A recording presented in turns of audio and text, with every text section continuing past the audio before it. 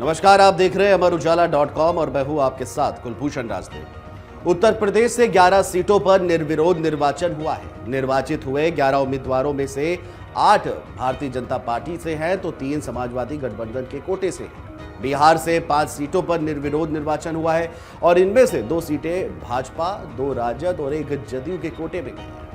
5 राज्यों की 57 सीटों पर राज्यसभा चुनाव प्रक्रिया चल रही है। इन 57 में से 41 सीटों पर निर्विरोध निर्वाचन हो चुका है। 4 राज्यों की 16 सीटों के लिए आज वोट डाले जा रहे हैं। जिन 41 सीटों पर निर्विरोध निर्वाचन हुआ है उनमें उत्तर प्रदेश, बिहार, छत्तीसगढ़ समेत 11 राज्यों की सीटें शामिल हैं। आइए जानते हैं कि किस राज्य से कौन निर्विरोध चुना गया है, कितने लोगों को फिर से सदन पहुंचने का मौका मिला है, कितने नए चेहरे राज्यसभा में नजर आने वाले हैं, जहां चुनाव हो रहे हैं वहां कौन उम्मीदवार है और इनमें कितने मौजूदा राज्यसभा सांसद हैं। उत्तर प्रदेश से 11 सीटों पर निर्विरोध निर्वाचन हुआ है। निर्वाचित हुए 11 सांसदों में से 8 भाजपा से हैं तो 3 सपा के कोटे से। भाजपा के लक्ष्मीकांत वाजपेयी के अलावा भाजपा के ही पूर्व विधायक डॉक्टर राधा मोहन दास अग्रवाल, महिला मोर्चा की पूर्व प्रदेश अध्यक्ष दर्शना सिंह, पूर्व विधायक संगीता यादव, पिछड़ा वर्ग वित्त विकास निगम के अध्यक्ष बाबूराम निषाद, राज्यसभा सदस्य सुरेंद्र कुमार नागर, बीजेपी ओबीसी मोर्चा के राष्ट्रीय अध्यक्ष डॉक्टर के लक्ष्मण और पूर्व सांसद मिथिलेश कुमार को राज्यसभा के लिए निर्वाचित घोषित किया गया। सपा गठबंधन की ओर से सपा के राज्यसभा सदस्य जावेद अली, कांग्रेस के राज्यसभा सदस्य निर्दलीय के तौर पर उतरे कपिल सिब्बल और रालोद के जयंत चौधरी चुने गए हैं।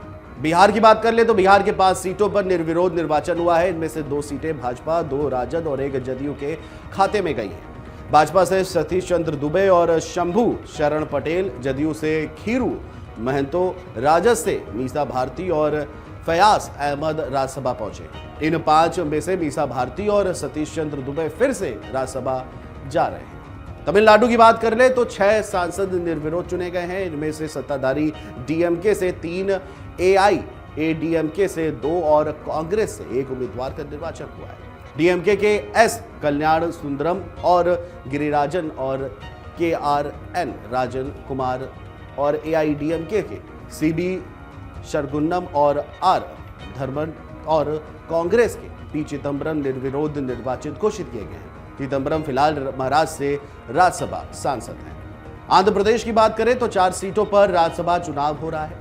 सत्ताधारी वाईएसआर कांग्रेस के 4 उम्मीदवार निर्विरोध चुने गए हैं। निर्वाचित उम्मीदवारों में से वी विजयसाई रेड्डी, वी मस्तान राव और कृष्णया और एस निरंजन रेड्डी शामिल हैं। राज्यसभा में अब वाईएसआर कांग्रेस के सदस्यों की संख्या बढ़कर 9 हो गई है। मध्य प्रदेश की बात कर ले, आंध्र प्रदेश और उड़ीसा में 3-3 सीटों पर राज्यसभा चुनाव हुए। मध्य प्रदेश से बीजेपी को 2 तो कांग्रेस को 1 सीट मिली। बीजेपी से कविता पाटीदार और सुमित्रा वाल्मीकि तो कांग्रेस से विवेक तनखा चुने गए। तनखा फिर से राज्यसभा चुने गए हैं।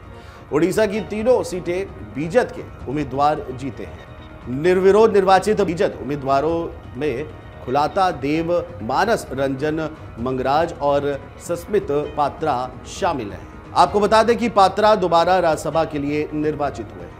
तेलंगाना, छत्तीसगढ़, पंजाब और झारखंड में 2-2 सीटों पर चुनाव हुआ है और इन 8 सीटों पर भी सभी उम्मीदवार निर्विरोध चुने गए। तेलंगाना में दोनों सीट टीआरएस को मिली है। टीआरएस के बी पार्थ सारथी रेड्डी और डी दामोदर राव राज्यसभा के लिए निर्विरोध निर्वाचित घोषित किए गए।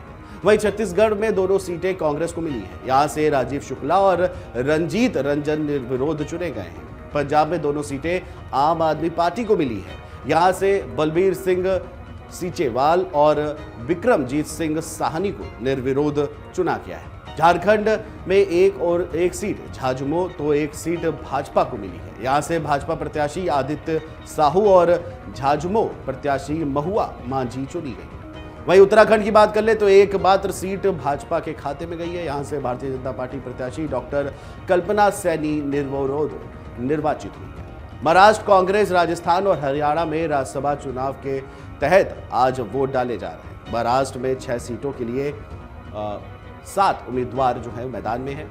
कर्नाटक में 4 सीटों के लिए 6 उम्मीदवार हैं। राजस्थान में 4 सीटों के लिए 5 उम्मीदवार, तो हरियाणा में 2 सीटों के लिए 3 उम्मीदवार मैदान में हैं और इन 16 सीटों पे टक्कर जो है कांटे की दिखी जा रही है। खासतौर से महाराष्ट्र में एक 6ठी सीट के लिए मुकाबला है और हरियाणा में भी इसी तरह से एक सीट को लेकर के बीजेपी और कांग्रेस आमने सामने है। फिलहाल अभी के लिए इतना ही। देखते रहिए अमरुजाला.com। नमस्कार। डाउनलोड करें अमर उजाला ऐप और पाएं खबरें लगातार। अगर आप ये वीडियो YouTube पर देख रहे हैं तो हमारे चैनल को सब्सक्राइब करें और बेल आइकन को दबाना ना भूलें। अगर आप Facebook पर ये वीडियो देख रहे हैं तो हमारे पेज को लाइक करें।